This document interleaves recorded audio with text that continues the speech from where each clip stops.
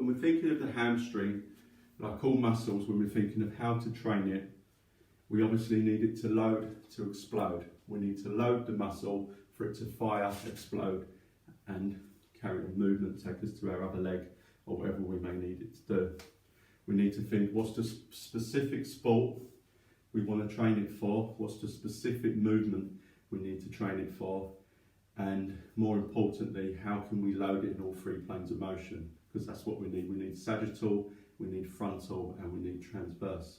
So what we're going to do here, we're going to concentrate on running, on a running style, whether it be marathon running, whether it be sprinting, whether it be mid-distance running. It's going to be beneficial to any of them.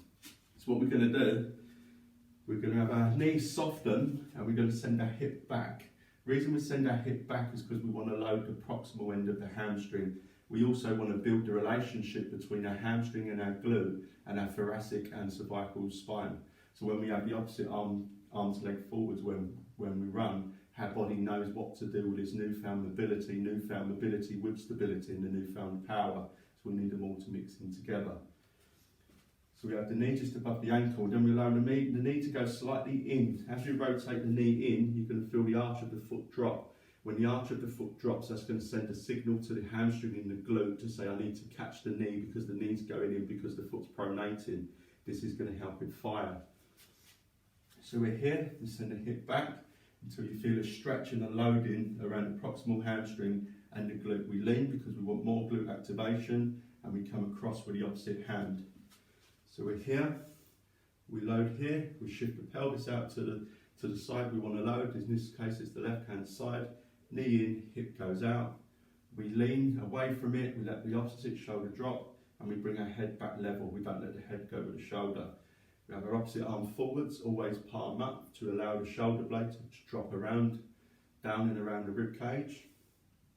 We're here. What we're going to do, we just go back, we push the hip back till you feel the load in, then you come forwards onto the opposite side, palm up, and hip shifted to the opposite side now. And we come back, we push back, we load, and we explode forwards. We load, and we explode forwards. And we do that on both sides. Same thing, knee above the toe. Allow the knee to just go slightly medial to drop the arch of the foot. Shift the hip out. Shift back in the pelvis till you feel the loading, proximal hamstring in the glute. Opposite arm forwards. Head comes level. And we explode. Again. And through. And you do an even amount on both sides when you train it. We then take some of the stability away to make it more challenging for the body, as we do when we run, when we jump, when we twist and we turn. So what we now do, we load the hamstring and we have the back foot off the floor. We do all the same loading, only we haven't got this foot here touching the floor. We come through and we load again.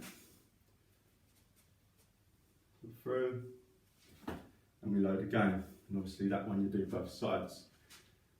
Because of the speed of the video, I don't want the video to go on too long, I'm just going to do one side. So then, what we then want to do is train the hamstring how to accelerate and decelerate the body as well, because it's more than likely you're going to get injured when you decelerate into the movement than you are when you're accelerating it. So what we then want to do is we take the stability away from this leg when we start, and we also take it away when we land. So we're here, and we come through. So here we load, hip goes out to the side so we feel the glute, proximal hamstring load. We have pelvis to the right rotation, rib cage to the left, and head, because it stays forwards, is right rotation relative to the rib cage. We load, and we come through, we stop dead, and this foot obviously not on the floor because we decelerate the movement. So here, and we come through. We then load it up. So we can now make it more functional. We can now load for power, and we can load it. We can now teach the muscle, the relationship with the mobility, the stability, whilst creating power in the body as well. So we go back to the first exercise where we haven't got our foot off the floor, and we now use a kettlebell. This isn't heavy, it's only 8 kilos. We allow our body to rotate more into this pattern, We load the hip, the proximal hamstring and the glute even more, send the knee in even more to pronate the foot more, and now we allow the rib cage to flex. We allow the cervical spine to flex, to load the back extensors, come right way around, and we come through.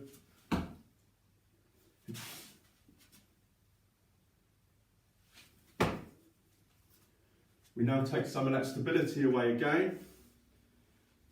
Come here, we load, right the way through, and we explode.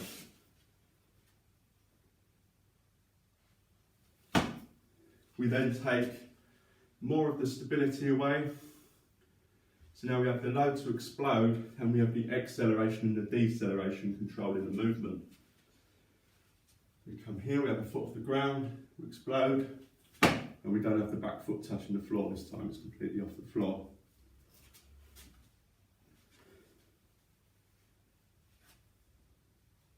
So we do that then. If we want to turn it more into, it's still a functional exercise, but if we want to get more stretching and loading, we just exaggerate the movement. So we can then come down, when we jump, we can land almost in a split kind of lunge. So we come to here, we load right the way down this time, and come forwards. So we load right the way down, come forward. So now what I'm getting a good stretch through this back hip flexor, but I'm teaching the back hip flexors to stretch and load whilst my opposite shoulder is rotated back, head forward, and I've got this counter rotation through the rib cage.